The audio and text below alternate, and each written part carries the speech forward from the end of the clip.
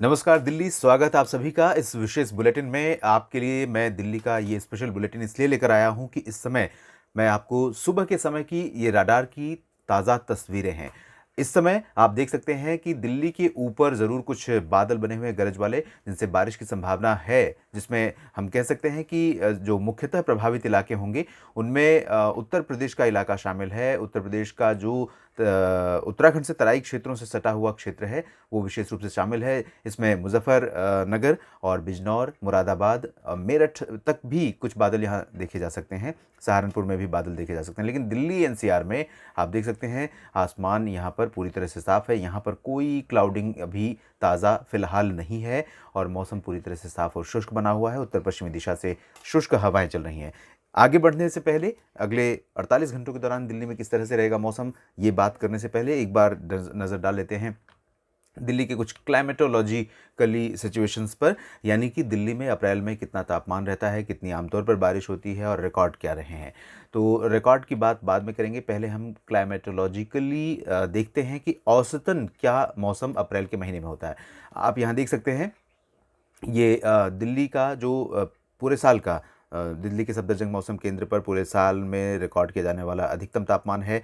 ये महीने का औसत तापमान है और ये महीने का न्यूनतम तापमान है दिल्ली के सफदरजंग मौसम केंद्र पे। और महीने के हिसाब से ही अगर हम वर्षा की स्थिति देखें तो वर्षा की स्थितियां भी यहाँ पर दी हुई हैं। ये पूरे महीने में किस तरह से बारिश होती है इसका डेटा है। और इस हिसाब से अगर हम देखें तो पूरे साल भर में जो बारिश रिकॉर्ड की जाती है सफदरजंग मौसम केंद्र पर, वो है 762 मिलीमीटर के आसपास।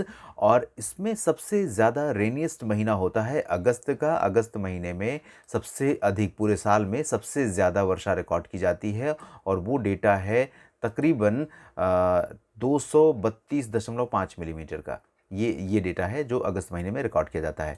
और अप्रैल महीने की बात करें तो अप्रैल महीने में 13 मिलीमीटर के आसपास बारिश होती है, जो कि प्री मानसून सीजन का दूसरा महीना होता है। मार्च से शुरुआत हो जाती है प्री मानसून सीजन की और मार्च में 15.9 मिलीमीटर औसतन वर्षा होती है, जबकि अप्रैल में कम होती है। उसके बाद धीरे-धीरे अप्रैल के बाद हर महीने बारिश बढ़ती जाती है। मई में 31.5 और जून में जब मानसून 20 जून के करीब दस्तक देता है, तब बारिश की गतिविधियाँ बहुत तेज़ हो जाती हैं, 82.2 मिलीमीटर। और उसके बाद जुलाई में 187.3 और अगस्त में 232.5, सितंबर में 129.8 मिलीमीटर वर्षा दिल्ली में रिकॉर्ड की जाती है। ये स्थिति औसतन वर्षा की है। अधिकतम तापमान की बात करें तो दिल्ली में अधिकतम तापमान अप्रैल महीने में जो औसत है पूरे महीने का, वो है 36.3 मिलीमीटर 3 डिग्री सेल्सियस। लेकिन ये पूरे महीने का औसत है और शुरुआत जब अप्रैल की होती है उस दौरान औसत तापमान दिल्ली का 34 डिग्री के आसपास रहता है। अगले हफ्ते फिर से बढ़ता है और 34.67 डिग्री सेल्सियस पहुंच जाता है और ये आखिर में आते-आते 37 डिग्री सेल्सियस तक पहुंच जाता है। तो पूरे महीने का कुल जो औसत बैठता है वो 36.3 डिग्री सेल्सियस बैठता है और इसी तरह से न्यूनतम तापमान 21.3 डिग्री सेल्सियस यहाँ पर औसतन रिकॉर्ड किया जाता है, ये सुबह के समय।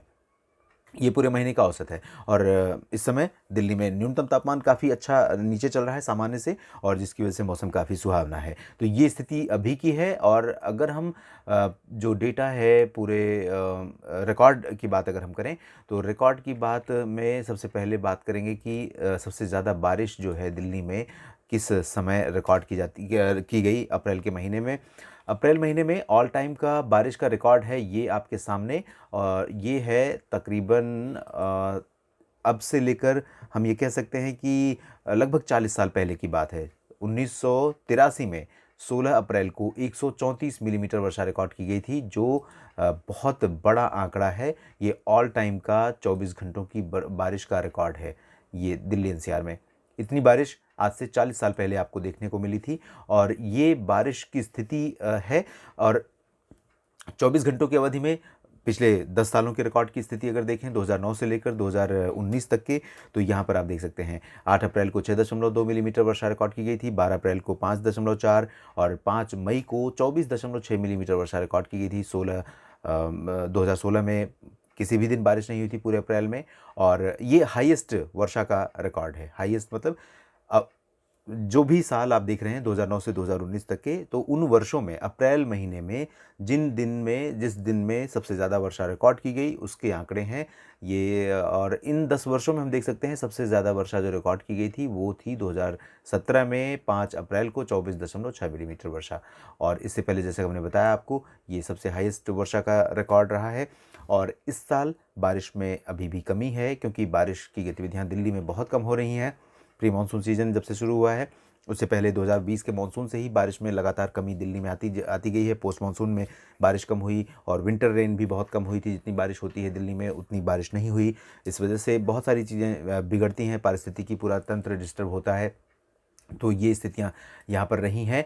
और आपको बता दें कि आने वाले समय में बारिश की जो संभावना है दिल्ली एनसीआर पर बारिश की संभावना की बात करें तो इस समय एक WD जम्मू कश्मीर के करीब बना हुआ है और इंड्यूस्ड सर्कुलेशन पंजाब के ऊपर है। और इस सिस्टम के चलते हम उम्मीद कर रहे हैं कि दोपहर बाद यहाँ पर मौसम बदल जाएगा। दोपहर बाद ये जो मॉइस्चर कंटेंट आपको यहाँ पर डॉपलर वेदर रडार से दिख रहा है, यही कंटेंट आपको दिल्ली और एनसीआर के ऊपर भी दिखाई देगा। दोपहर के बाद यहाँ पर बारिश की गतिविधियाँ शुरू हो सकती हैं।